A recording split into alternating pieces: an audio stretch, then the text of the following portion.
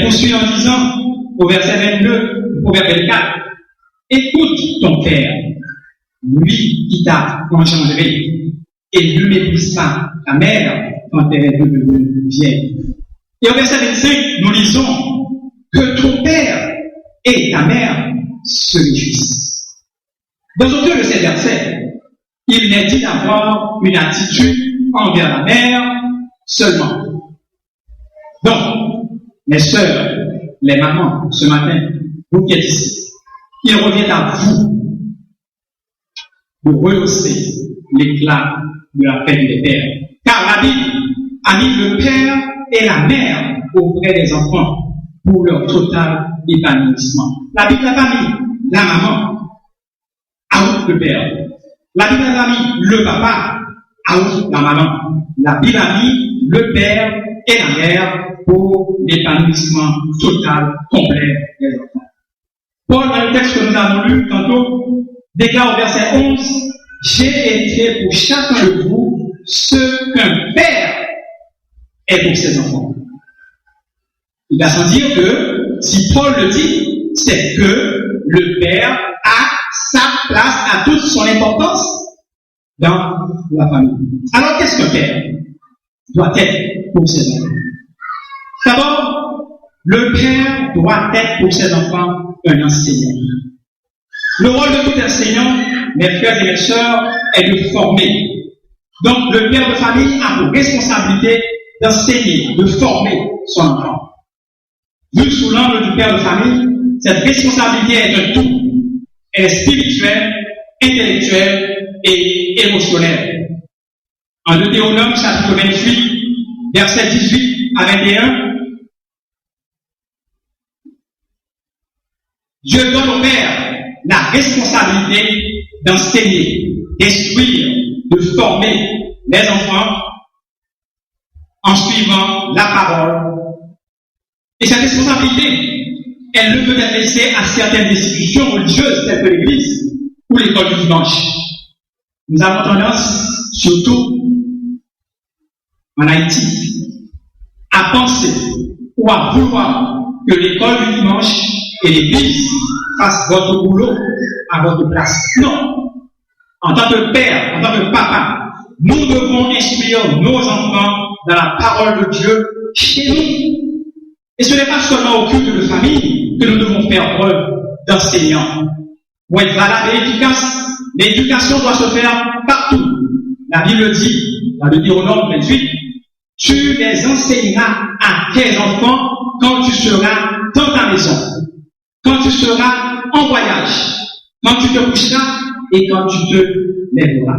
En un mot, c'est dans toute occasion que nous, papa, nous, pères de famille, nous devons enseigner à nos enfants. Et comme le Seigneur, le Père est un modèle pour sa famille, pour ses enfants. Les enfants suivent toujours l'exemple de leur papa. Et vous savez, la meilleure façon de les enseigner, les frères et les sœurs, et surtout papa, c'est de leur donner le bon exemple. N'oubliez pas que les enfants sont d'excellents observateurs. Donc le Seigneur, il reste pour nous chrétiens le modèle le plus parfait. Nous n'avons jamais vu nous donner le mauvais exemple. Au contraire, Christ nous donne l'exemple qu'il est un enseignant.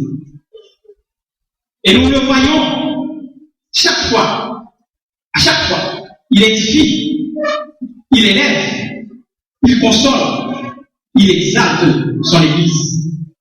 Ainsi devrions-nous être, papa, des exemples pour nos enfants. Le Père est non seulement un enseignant pour ses enfants, mais il doit être aussi un leader, un chef, une autorité. Et là, je comprends lorsque, assez souvent, on prend le Père comme quelqu'un qui dirige qui, corrige qui, a de l'autorité, qui exerce son autorité. La première idée, effectivement, qui vient à l'esprit, quand on parle de papa, c'est quelqu'un qui établit les règles, c'est quelqu'un qui corrige. Mais oui, les enfants ont besoin d'être corrigés. Les enfants ont besoin d'être disciplinés. Pour devenir les adultes responsables, ils ont besoin de discipline. Certaines fois, dommage, certains papas croient que la discipline, l'autorité suppose traitement sévère, suppose des menaces, suppose des propos blessants. Or, dans la Bible, la discipline parentale n'est pas associée à la dureté. Au contraire, elle est associée à l'amour, à l'exemple de Dieu, selon Hébreux chapitre 12. Le père, en tant que patriarche de son foyer, a la grande responsabilité de jouer son rôle de dirigeant vis-à-vis de ses enfants. Il a le devoir de contribuer à créer un foyer où l'Esprit Saint puisse demeurer. Il doit participer activement à l'établissement des règles et de la discipline familiale. Et ces règles doivent être établies sur le Seigneur. Au psaume 127, nous lisons « Si l'Éternel ne bâtit la maison ». Cela veut dire que le père de famille, il doit savoir que le foyer doit se reposer sur l'Éternel. Sinon, ce sera comme un château de cartes. Et n'importe quoi, n'importe quel vent peut le détruire. Papa, vous devez marquer le cœur de vos enfants quand ils sont petits. En étant leader, en étant l'autorité de la famille, papa, vous devez être à l'écoute de vos enfants. Nous devons les encourager dans ce qu'ils font. Avez-vous déjà vu un enseignant décourager son élève? Non, jamais. Le bon prof, même quand l'élève est un chrétien, l'encourage et l'aide. Alors, vous, père qui êtes ici ce matin, êtes-vous un père qui exhorte? Ou sommes-nous un père, des pères qui exhortent? Sommes-nous des pères qui encouragent? Très souvent, nous, papa, nous pensons en tant que leader, nous ne devons pas nous montrer affectueux envers nos enfants. C'est une très mauvaise pensée. Et à ce sujet, j'aimerais partager avec vous l'histoire d'un petit garçon.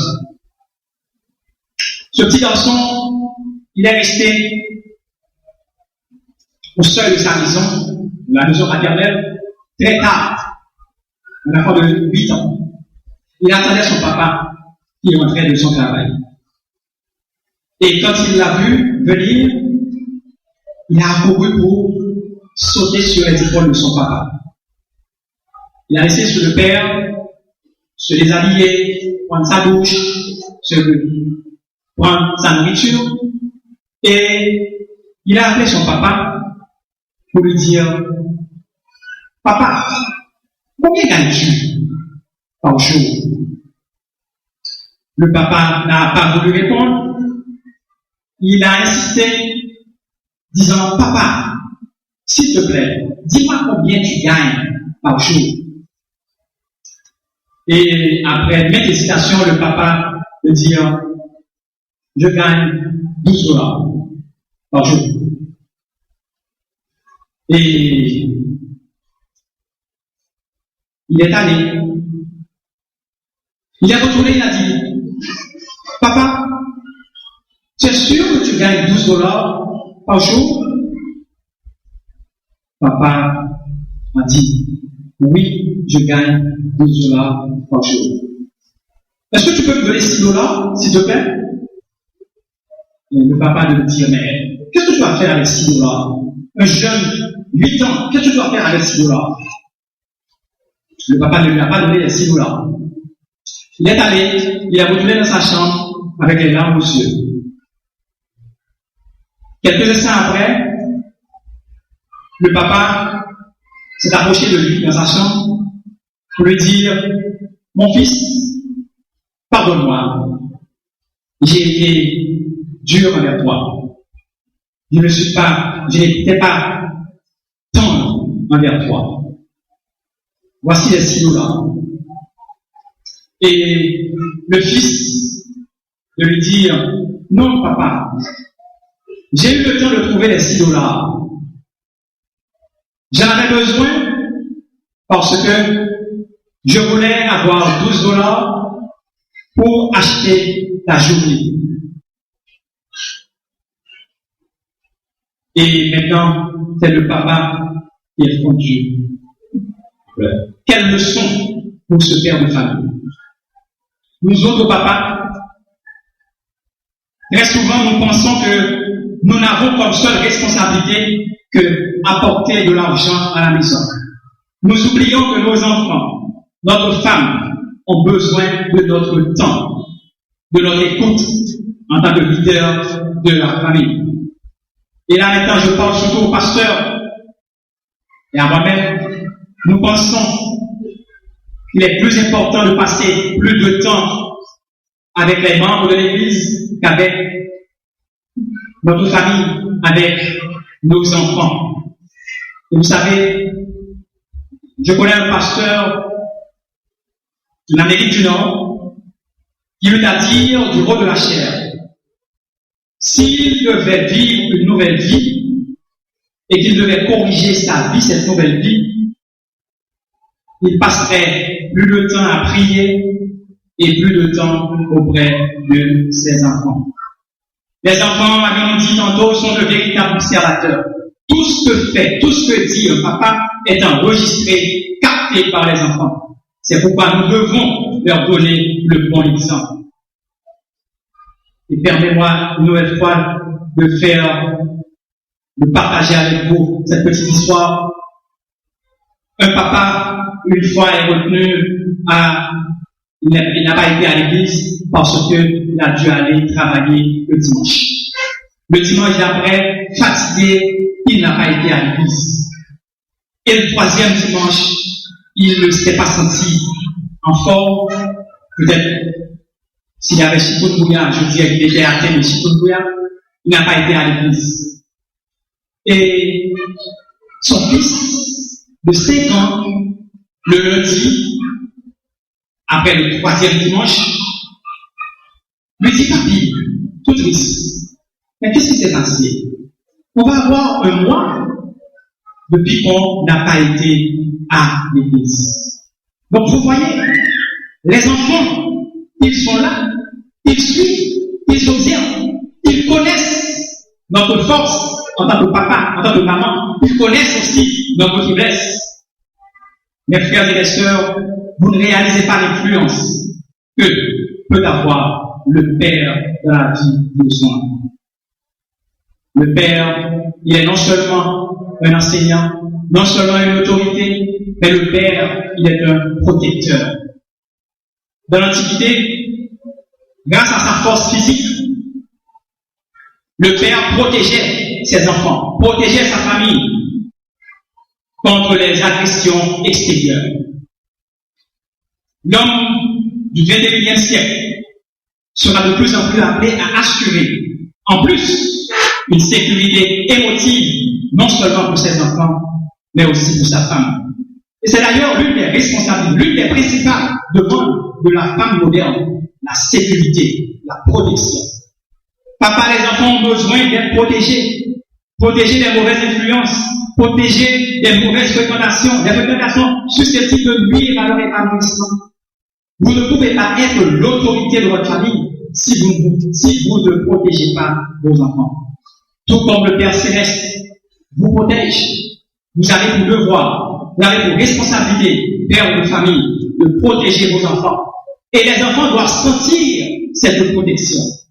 Tout comme nous disons, Dieu est pour nous un refuge, nos enfants doivent pouvoir dire aussi, mon papa est mon refuge et mon appui, un secours qui ne manque jamais dans la détresse.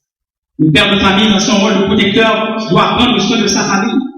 C'est d'ailleurs une des raisons qui me porte toujours à conseiller aux jeunes hommes qui ont l'intention de prendre une femme, de se préparer professionnellement d'abord. Car vous devez prendre soin de votre femme et de vos enfants. C'est Paul qui dit dans 1 Timothée chapitre 5, verset 8, si quelqu'un n'a pas soin des siens, et principalement de ceux de sa famille, il a renié la foi et il est pire qu'un infidèle. La présence du Père auprès de son enfant, mes frères et mes sœurs, doit pouvoir le rassurer. Lorsque nous allons en présence de notre Père Céleste, ne nous sentons-nous pas rassurés? Ça doit être la même chose pour nos enfants. Non seulement le Père est un enseignant, un leader, une autorité, un protecteur, mais il est aussi celui qui partage avec son enfant la chose la plus importante au monde. Et là,